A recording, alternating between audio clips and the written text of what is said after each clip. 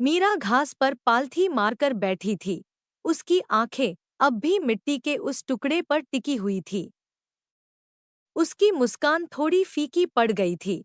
उसने एक बार फिर धीरे से मिट्टी को कुरेदा।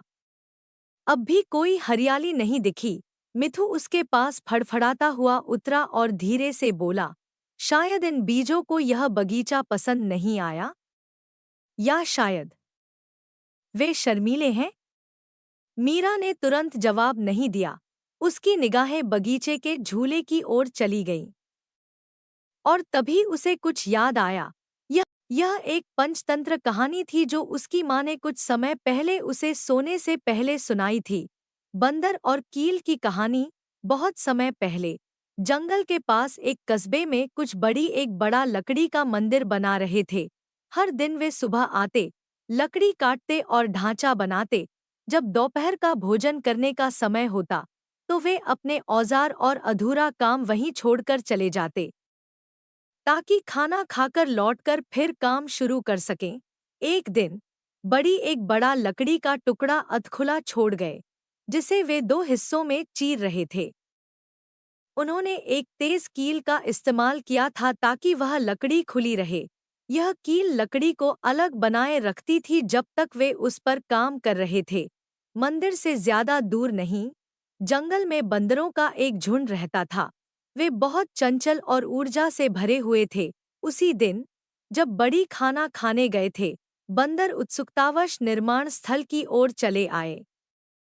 एक छोटा बंदर उस बड़े लकड़ी के टुकड़े को देख रहा था जिसमें कील फंसी हुई थी। वह थोड़ा ज्यादा ही उत्सुक था और नहीं जानता था कि यह चीज किस लिए है। उसने उसे देखा और सोचा, ये अजीब सी चीज क्या है? अगर मैं इसे खींच लूं तो क्या होगा? एक बड़ा बंदर उसे चेतावनी देता है, उसे मत छूना, यह खतरनाक है। हमें नहीं पता ये क्या करता है। लेकिन वह छोटा बंदर नहीं माना। वह बहुत उत्साहित था और खेलना चाहता था। वह उस लकड़ी पर चढ़ गया, ठीक उसी जगह बैठा जहां लकड़ी खुली हुई थी, और पूरी ताकत से कील खींचने लगा। अचानक कील बाहर निकल आई। थवाक! लकड़ी के दोनों हिस्से तेजी से एक दूसरे से टकरा गए।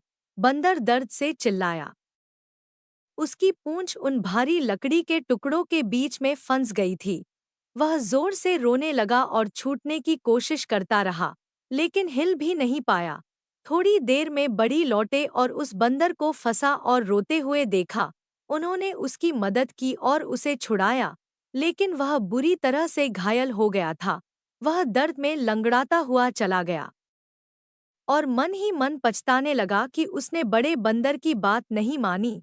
उस कहानी की याद ने मीरा को चुपचाप सोचने पर मजबूर कर दिया।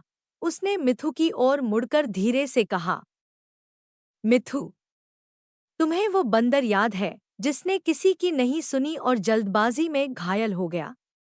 मिथु ने धीरे से सिर हिलाया।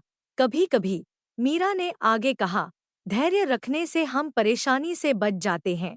जैसे बंदर को इंतजार करना चाहिए था, शायद हमें भी बीजों का इंतजार करना चाहिए। मिथु ने पलकें झपकाईं।